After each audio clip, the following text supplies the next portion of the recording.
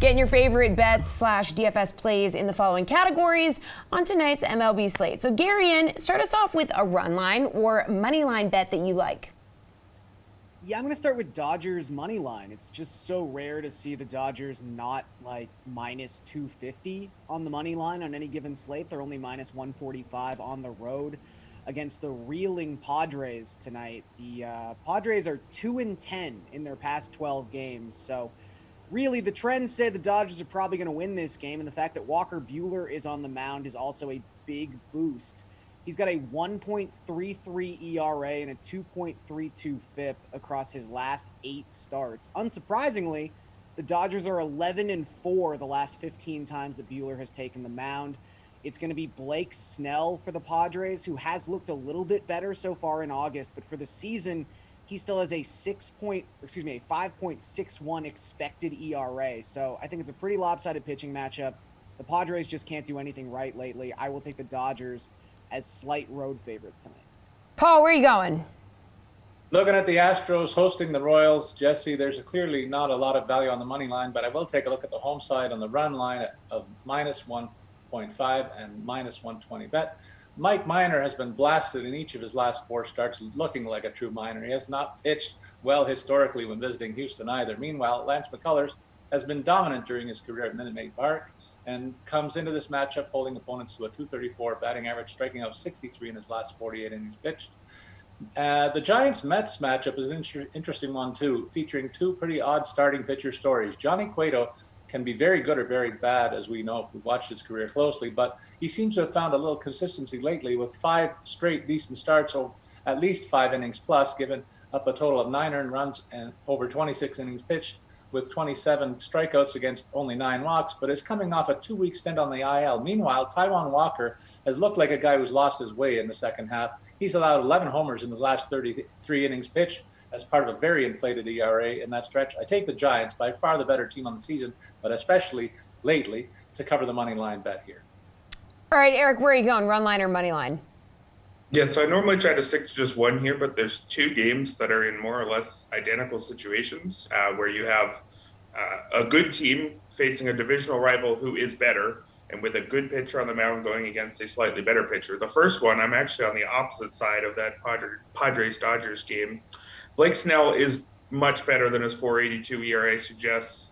It is still a down year for him. He's walking too many guys, but he's still getting a ton of strikeouts, and he's been better lately, 2.45 ERA. I know the Padres as a whole have struggled, but this is still a pretty good Blake Snell. And Walker Buehler, on the other hand, is over a run better than his FIP. His 3.13 FIP is still quite good, but that's the second biggest gap among qualified starters. He actually has a career low strikeout rate this season, so I'm not all in on his dominance this year. Obviously, he's still great, but at plus 125 for the Dodgers, I actually think that's a pretty fair reflection of the gap between the 2 teams. And it's basically the same story in Reds-Brewers, but you get much better money on the Reds, plus 150. Luis Castillo, his ERA is not fair to him how he's pitched lately. He was a little bit unlucky, but also very bad early in the year, a 7.22 ERA through the end of May. But he's 2.73 since the end of June. He'll face off against Brandon Woodruff, who is excellent, but is slightly outperforming his peripherals. I think the gap between those 2 is smaller than that plus 150 suggests. All right, Paul, second base is a game total that you're going to be targeting. Where are you going for this one? Yes, I find a couple of easy ones here. It's the 3rd straight battle between 2 struggling offenses and 2 outstanding starting pitching matchups, with Giolito facing Ray in Toronto today. A number of key Jays batters have been batting around the Mendoza line for over the past 2 weeks. Boy, that's been tough for me to watch. I go to the alternate run line here and take the under of 7.5 for a 120 payoff.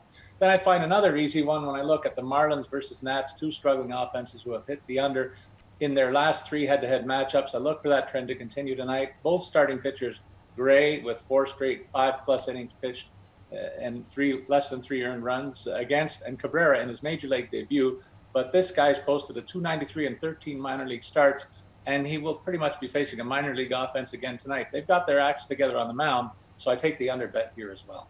All right, Erik, which game total is enticing you today?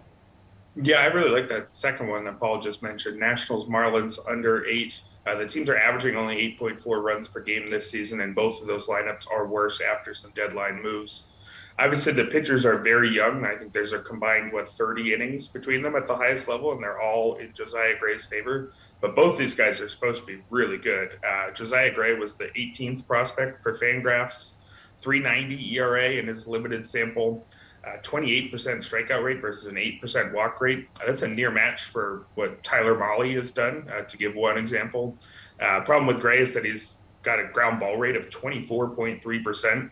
Mahle, by contrast, is just over 40%. So that is going to lead to a lot of homers for Gray, but that's less of a problem in Marlins Park against the Marlins.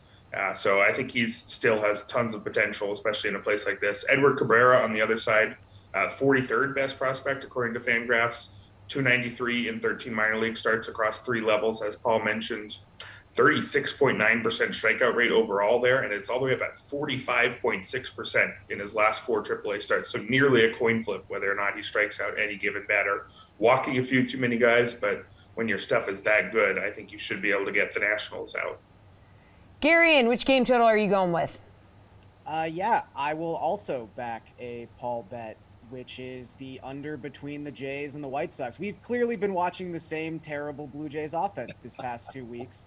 It's been hard for me as well, but this bet just seems to keep hitting. I mean, the White Sox and the Jays, for as good as these offenses can be, all 5 games they've played so far this season have hit the under. There has not been a game where these 2 teams have combined to score more than 8 runs. And even yesterday's game, where the White Sox had 3 runs before the Jays even recorded an out, still finished 5-2. So you've got Lucas Giolito, who's looked much better since the All-Star break, has a 2.86 ERA in that span of time, holding opponents to a 2.69 WOBA across the 44 innings he's thrown since the Midsummer Classic. And then Robbie Ray, who arguably has been the best pitcher in baseball going back to the start of June. In fact, in that span of time, his 2.22 ERA is the second best mark in all of baseball, and his 32.2% strikeout rate is tops in the league. So I think you've just got 2 really good pitchers, and maybe the White Sox can score some runs, but my belief in the Blue Jays to score runs right now is pretty low. So I think this goes under 8.5. All right, Erik, take us to third base with the DFS pitcher of your choosing. Well, both of those guys in that game I just talked about, Gray and Cabrera, look like great values, especially Cabrera way down at 5,000. But if I'm looking to spend up a bit more, I think Shohei Ohtani is the place to go. At 8,700 is a pretty fair price for a guy who's had a 1.58 ERA since the start of July. Better than his peripherals, but not by a ton. I mean, 235 FIP over that stretch is obviously excellent as well. That's 6 straight starts with 6 or more innings pitched and 2 or fewer runs allowed. Most importantly, I think over that stretch, he's walked just 2.7% of opposing batters. He had a walk rate of 13.6% through the end of June. So there may be some worries that his season, at least on the pitching side, wasn't totally sustainable given his control problems, but he's had the furthest thing from a control problem lately. Strikeout rate is down over that stretch, but still above average at 25%. And against an Orioles team that's 5th worst in runs per game, even while playing half their games at Camden Yards, I think that means that even though this is a hitter-friendly park, I'm not worried at all about facing a lineup this week. All right, Garion, which DFS pitcher are you going with? Yeah, I think there's really a tier of 2 that's really interesting. Erik mentioned one in Shohei Ohtani. I already mentioned Robbie Ray, but his price point is $8,900. If that seems sort of odd, it is. This is the first time Robbie Ray has been below $9,000 since June the 1st. That's a span of 15 starts where, again, he's pitched incredibly. He's got a .99 whip in his last 15 starts. This is Robbie Ray, who used to walk everybody. I mean, it's really, really crazy. And again, has the highest strikeout rate in baseball, actually by a pretty considerable margin in that stretch of time. So I think Ray below 9K is a really nice value. And I also think Ohtani at 8,700 going up against the Baltimore team that cannot hit right-handed pitching. It's got to be a pretty enticing spot. And the thing here is there's so many notable pitchers on this 10-game slate that you just have guys like this who get pushed down the board. And I think you have to take advantage. All right, Paul, which pitcher are you going with? Look, we're singing from the same set list, it seems. There are 9 pitchers priced over $8,000 to choose from this evening. Among them, I am also on Ohtani in its matchup against Baltimore. In fact, I'm stunned that it's even this low for a guy with 6 straight quality starts during which he's allowed only 7 earned runs. over his last 40 innings pitched. He's facing the Orioles, for crying out loud. Their last win happened when the Sahara was a desert. I also like the Nats starter Josiah Gray at $7,900 based on his matchup against the Marlins, who are 26th in the majors in runs scored on the year and have been worse than that lately on an 8-game losing streak. Gray has been getting stretched out slowly over his major league debut in the last few weeks. He's allowed a total of 7 earned runs over 22 innings pitched with 25 strikeouts against only 5 walks, and he'll better those numbers today. All right, finally, Garion, how about a DFS hitter that you want to roster? Yeah, so with all those expensive pitchers, you might need to save a little bit with some of these hitters, and I'll make Erik smile here. Let's go to the Phillies. Let's talk some Phillies. Andrew McCutchen, maybe the best value play on this entire slate at $3,600. Kutch has a 175 WRC plus against left-handed pitching so far this season, and he is going up against Ryan Yarbrough. Yarborough's been all right. He's been inconsistent. That's probably the best way to sort of sum up his season so far, but he's given up at least 5 earned runs in 3 of his past 5 appearances. He's also allowed 1.7 home runs per 9 to right-handed batters. So McCutchen might not hit cleanup like he did last time against a left-handed pitcher with Rhys Hoskins back on the active roster, but I would expect to see him hitting at least 5th. And at that price point with his success against Southpaws this season, like I said, he's one of the best value plays in this entire slate. All right, Paul, where are you going? There's a vintage matchup between Miguel Cabrera and John Lester on tap for the early game between the Cards and Tigers. I'm on that one because Cabrera enters this fray having found his power stroke with 2 homers in his last 3 days. He's also got the benefit of a platoon matchup here and can point to a 15 for 28 history with 10 walks and only 2 strikeouts head-to-head against Lester. All those numbers tell me that one guy has this matchup all figured out. Cabrera's 658 OPP in this head-to-head duel is easily worth the $3,000 price tag. You want to talk about saving money, there it is. All kinds of numbers also point to a huge mismatch in the Royals' visit to Houston this afternoon as we've been on it. Mike Minor has had a tough year pitching to a 5.34 ERA, but things have been worse recently as he's been torched for a 6.67 ERA and a 1.47 whip in his last 10 starts. In addition, current Astros batters are hitting a combined .317 with a .380 OBP against him in 120 at-bat sample. Jose Altuve is one of those guys coming into this matchup with a price tag of $5,600. And I see that as a good value for a guy who's on a 15 for 48 streak and owns a 10 for 27 history head-to-head against Minor.